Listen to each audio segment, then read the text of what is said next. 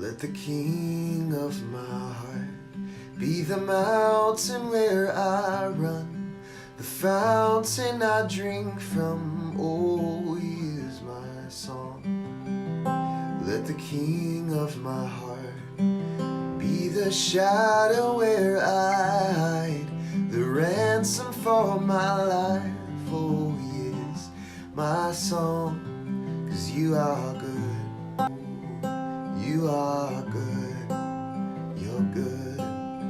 Oh, you are good, good, good. The King of my heart be the wind inside my sails, the anchor in the waves. Oh, he is my song.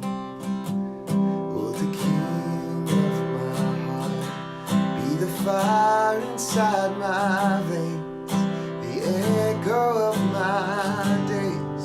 Oh, he is my song. Let the King of my heart be the wind inside my sails, the anchor in the waves. Oh, he is my song. Let the King of my heart be the fire inside my veins, the echo of my days. Oh, he is my song. 'Cause you are good, good. Oh, you are good, good. Oh, you are good, good. Oh, you are good, good. Oh, and you're never gonna let me down. And you're never gonna let me down, yeah. You're never gonna let me down, yeah. You're never gonna let me down. You are good, good. Oh, you are good, good. Oh, you are good, good. Oh, you are good, good. Oh, 'cause you're never gonna let me down, yeah. You're never gonna let me down. Oh, you're never gonna let me down, yeah. You're never gonna let me down. Pastor James here from the Lake Stevens campus, bringing you your daily dose of encouragement. Hopefully this message finds you well. We are still in our YouVersion Bible in 1 Year app, and today's reading is actually some interesting reading here because of where we are as a campus specifically with our building, and of course Woodinville, they're in the middle of building, and Mill Creek is you know, they're not necessarily building anything new right now, but they are building in a different way, and so there's a lot of fun application here to go along with our own hearts as well. So hopefully this speaks to you today. And we're in 1 Kings chapter 8, and this is right after the ark was delivered. The temple is now finished, and Solomon is dedicating this temple. He has essentially built a church.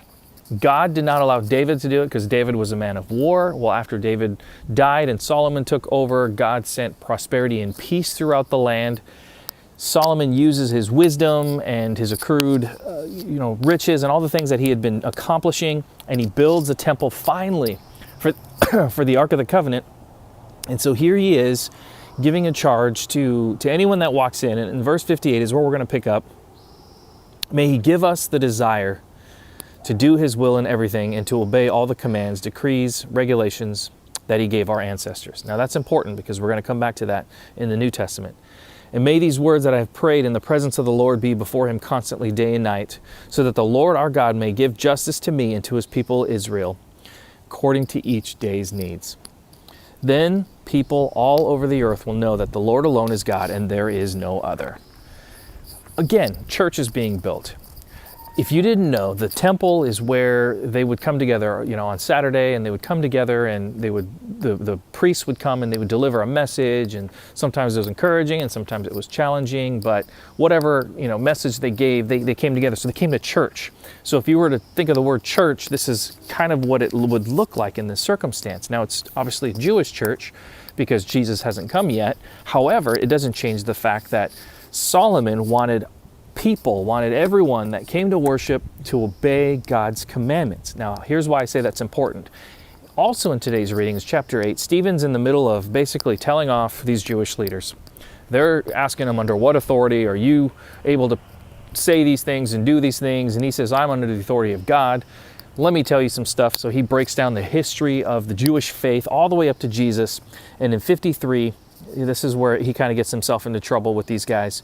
You deliberately disobeyed God's law, even though you received it from the hands of the angels.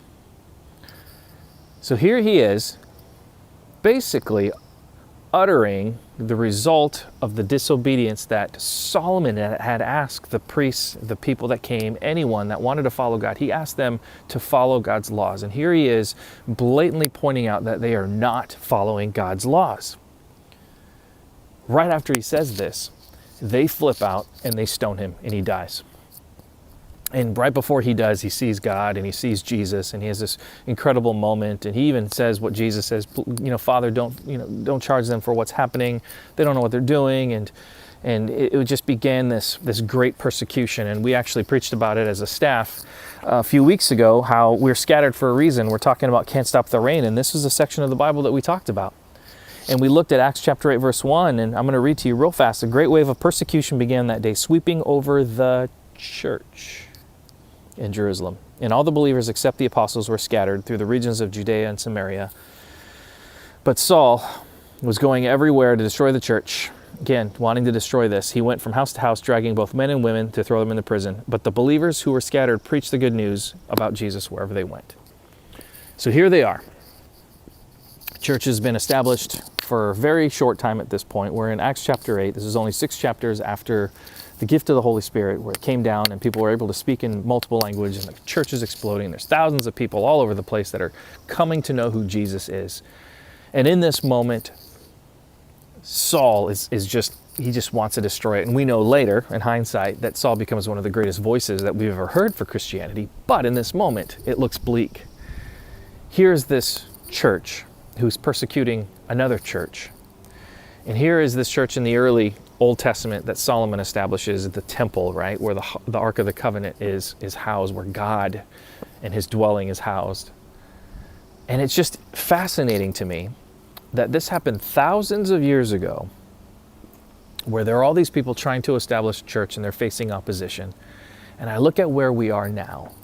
We as a church, overall and specifically, and I'm going to talk specifically about Gold Creek because that's where I'm at and that's who you're watching. I'm a campus pastor of the Lake Stevens community. We are trying to build, we're attempting to build. We have entered into contract, we've purchased a piece of property, we've got a lot of work to do. And in order for a physical church to be built, now I know we are a collection of believers, so we already are the church. And I'm not saying that, I'm not arguing against that. We already are the church, no matter if we're meeting in a school, we're meeting outside, we're meeting at the drive-in. Lake Stevens campus, we are a church. And I affirm that and I speak truth into that.